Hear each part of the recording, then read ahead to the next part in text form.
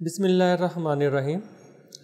मेरा नाम शाह नदीम है और मैं NARC में बतौर साइंटिफिक ऑफिसर काम कर रहा हूँ। और मेरे पास जो शोबा है वो फूलों का है। फूलों के शोबे से आप लोग बखूबी वाकिफ़ होंगे, लेकिन बहुत से कुछ ऐसे पॉइंट्स हैं जो मैं आप लोगों को आज बताऊँगा, जिससे आप लोगों को इस शोबे में मज़ीद रहनुमाई मिलेगी। और अगर आप भी फूलों के शोबे में आना चाहेंगे तो उसमें आप भी cut flowers, loose flowers grow कर सकेंगे। फ्लोरिकल्चर जो है, इसमें ये बेसिकली हॉर्टिकल्चर की एक ब्रांच है, लेकिन फूलों के शोबे में हम लोग दो चीज़ों को देख रहे होते हैं, एक फ्लावर्स को, एक ऑर्नामेंटल प्लांट्स को। जो फ्लावर्स होते हैं, अब हमारा जो आम फार्मर है उसे ये नहीं पता कि कितने किस्म के फ्लावर्स होते हैं। फ्लावर्स जो होते हैं वो 2 टाइप्स के होते हैं, एक कट फ्लावर्स होते हैं, एक लूज़ पेटल्स होते हैं। कट फ्लावर्स वो होते हैं जिनकी एक स्पेसिफिक वेज लाइफ होती है और उनको गुलदस्तों में इस्तेमाल किया जाता है या शादी ब्याह की तकरीबात में, अरेंजमेंट्स में इस्तेमाल किया जाता है। लूज़ पेटल्स वो होते हैं जो पत्ती वाले गुलाब होते हैं या फिर गेंदे के फूल। वो जो लूज़ पेटल्स हैं उनका ज़्यादातर इस्तेमाल शादी ब्याह पे और मज़ारात पे ज़्यादा होता है। तो दोनों किस्म के जो फूल हैं इनकी अपनी अपनी इफादियत है। आप एज अ फार्मर अगर कट फ्लावर के बिज़नेस में जाना चाहते हैं तो उसमें भी जा सकते हैं, अगर लूज़ पेटल्स फ्लावर्स में जाना चाहते हैं उसमें भी जा सकते हैं। जो कट फ्लावर है उसमें जो पाकिस्तान में ग्रो हो रहे हैं उसमें रोजेस टॉप पे हैं, दूसरे नंबर पे क्राइसेंथेमम है, तीसरे पे लिलियम है और उसके बाद ग्लैडियोलस है। हर किस्म के फ्लावर की अपनी इम्पोर्टेंट है। ये डिपेंड करता है कि आपकी लैंड कहाँ पे है, आपके रिसोर्सेज क्या हैं, उसके पॉइंट व्यू से आप प्लान करते हैं आपको कौन से फ्लावर ग्रो करने हैं। कट फ्लावर की एक पूरी इंडस्ट्री है ग्लोबली। इसमें जो टॉप पे है वो नीदरलैंड है। हम लोग अभी अनफॉर्चुनेटली इंपोर्ट कर रहे हैं, इसलिए पाकिस्तान में जो कट फ्लावर का बिज़नेस है इसका बहुत ज़्यादा पोटेंशियल है। उसकी वजह यह है कि यहाँ पर बड़े लिमिटेड लोग हैं इस बिज़नेस में, इसलिए आम फार्मर के पास ये एज मौजूद है कि अगर वो इस बिज़नेस में आता है तो उसका जो नेट इनकम है वो as compare to other crops वो ज़्यादा होगा। जो लूज़ पेटल्स हैं वो ज़रा ग्रो करना आसान है और उसमें बहुत से लोग लीड कर रहे हैं, तो उसमें रोज़ीज़ आते हैं, गेंदा आता है। अब बहुत से लोग हमारे पास आते हैं, वो सवाल करते हैं। पहली बात तो ये होती है कि लोगों को ये पता नहीं होता कि हमने कौन से फूल ग्रो करने हैं और कब करने हैं। दूसरा ये होता है कि अगर कोई बंदा फ्लावर ग्रो कर लेता है उसे ये पता नहीं होता कि मैंने ये सेल कहाँ पे करने हैं। मोस्टली ये क्वेश्चन हमारे पास आते हैं। फ्लावर्स की अब फॉर्चुनेटली पाकिस्तान में 2 बाकायदा मंडियाँ मौजूद हैं। दूसरा सब्ज़ी मंडी होती है, फलों की मंडी होती है, इसी तरह फूलों की भी मंडी है। लाहौर में सगिया मंडी है, एक पतोकी में मंडी है। ये वैसे ही डील होती है जैसे बाकी सब्जियां, फल वगैरह बाकी कम्युनिटीज़ डील हो रही हैं। तो इसलिए अब मार्केटिंग भी कोई इतना बड़ा मसला नहीं है, नहीं तो लाहौर, इस्लामाबाद इसकी बाकायदा मार्केट्स मौजूद हैं। तो फिर दूसरा क्वेश्चन ये होता है कि हम कौन से फूल ग्रो करें और कहाँ कैसे ग्रो करें। इस क्वेश्चन का ये है कि आपने अपने इलाके के हिसाब से देखना होता है। अगर आपका गर्म इलाका है तो आप प्रेफर करें कि लूज़ पेटल्स में रोजेस ग्रो करें, गेंदा ग्रो करें, और अगर आपका ठंडा इलाका है उसमें आप कोशिश करें कि कट फ्लावर पे जाएं। जो ठंडे इलाके हैं वहाँ पर जो कट फ्लावर है उनकी क्वालिटी ज़्यादा अच्छी होती है।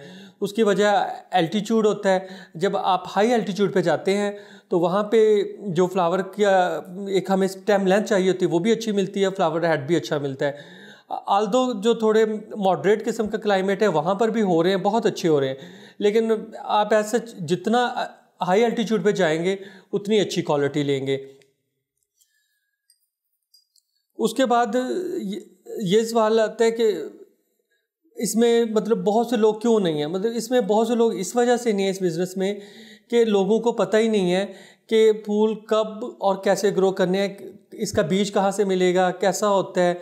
तो इसमें जो एक बल्बस क्रॉप्स होती हैं उसमें ग्लैड है, लिलियम है, ट्यूलिप है, उनके बल्ब्स होते हैं। अनफॉर्चुनेटली वो हम अब तक इंपोर्ट कर रहे हैं, लेकिन रिसेंटली हमने इस पे एक प्रोजेक्ट स्टार्ट करने जा रहे हैं ALP के अंडर, जो कि PR Pakistan agriculture research council की फंडिंग सोर्स है। जिसमें हम ये करेंगे कि जो हाई एल्टीट्यूड्स है वहाँ पे हम लोग कुछ बल्ब फार्मर्स को देंगे और उसी से फिर हम लोग उन्हें बल्ब मल्टीप्लिकेशन करना सिखाएंगे और वहाँ पे ट्रेनिंग्स करवाएंगे ताकि वो इस चीज़ से फ़ायदा उठा सके। दूसरा ये है कि जो फ्लावर का बिज़नेस है, ये जो छोटा किसान होता है, स्मॉल लैंड होल्डिंग होती है, वहाँ पे बहुत फ़ायदा है इसका, क्योंकि हमने ये ऑब्ज़र्व किया है लाहौर साइड पे, शेखोपुरा साइड पे लोग बहुत ज़्यादा फ्लावर इसलिए ग्रो करते हैं। वो ये कहते हैं कि जो हम छोटा, यानी उनके पास कनाल 2 कनाल ज़मीन है, उससे ये होता है कि उन्हें डेली बेस पे इनकम आ जाती है, तो इसलिए उनका एक घर का जो चूल्हा है वो चलता रहता है। तो इस वजह से ये है कि अगर कोई बंदा के पास बड़ी लैंड होल्डिंग नहीं है और वो ये चाह रहा है कि उसे थोड़ी ज़मीन से ज़्यादा फ़ायदा हो और डेली की बेस पे हो जाए, तो उसमें ये है कि फूलों का जो शोबा है ये ज़्यादा उसके लिए हेल्पफुल है। तो NARC में जो है हम लोगों ने 2015 से फूलों पे काम स्टार्ट किया है बाकायदा।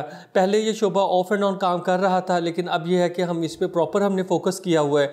इसमें हमारे 2 ALP के प्रोजेक्ट चल रहे हैं, जिसमें एक प्रोजेक्ट हमारा ये है कि हमने जो नेटिव हमारा जम प्लाज्म है उसे कलेक्ट कर रहे हैं, उसे मल्टीप्लाई कर रहे हैं। उसके अलावा जो है हमारा एक ब्रीडिंग प्रोग्राम चल रहा है, जिसमें हम जो ओपन पोलिनेटेड वैरायटीज़ हैं एनुअल्स की, स्पेशली जैसे स्टेटस है, स्टॉक है, जेरेनियम है, इसके अलावा और डिफरेंट स्पीशीज़ हैं जो ओपन पोलिनेटेड स्पीशीज़ हैं, हम उनके खुद हाइब्रिड डेवलप कर रहे हैं और आने वाले सालों में इंशाल्लाह आप लोगों को NARC से भी हाइब्रिड सीड मिल जाएंगे। इसी तरह जो बल्बस क्रॉप्स हैं उसमें भी हम लोग काम कर रहे हैं। उसके हमारा ये इंशाल्लाह 2022 में प्रोजेक्ट स्टार्ट हो गया हुआ है, जिसमें हम लोग डिफरेंट एरियाज़ में बल्ब मल्टीप्लाई भी करेंगे, फार्मर फील्ड में जाके ट्रेनिंग भी देंगे। तो इंशाल्लाह बहुत से लोगों को इससे फ़ायदा भी होगा और लोगों को इसकी अंडरस्टैंडिंग भी होगी, क्योंकि हमारा मेजर प्रॉब्लम ही यही है कि हमें नहीं पता हमारे फार्मर को कि कौन से फ्लावर कब और कैसे ग्रो करने हैं।